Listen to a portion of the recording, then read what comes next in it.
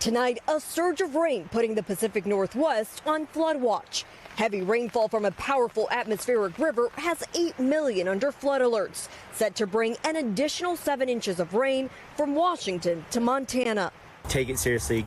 Entire farms and homes, even roads, underwater in Washington state. The Skykomish River already at major flood stage, set to rise even higher.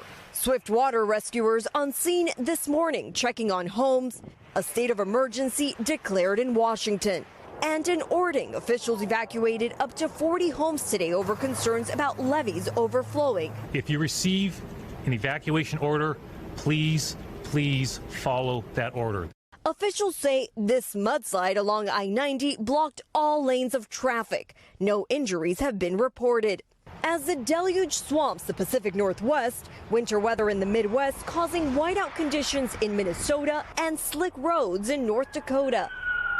I've got another rollover, same location. Where deputies assisting an injury rollover recorded a nearly identical accident on body cam.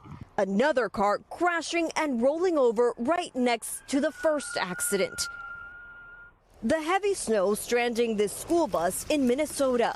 Back in Washington, 17 rivers could see major flooding this week. The situation is extremely serious. And Camila Bernal joins us now live from Preston, Washington. Camila, we see that river there just behind you. There are real fears about it flooding. And there's already other flooding nearby impacting nearby homes and businesses. That's right, Tom. There is huge concern for people who live along this river and the many others across the state. In fact, the governor just activated the National Guard in anticipation to what could happen tonight and tomorrow. Tom? We thank you for watching. And remember, stay updated on breaking news and top stories on the NBC News app or watch live on our YouTube channel.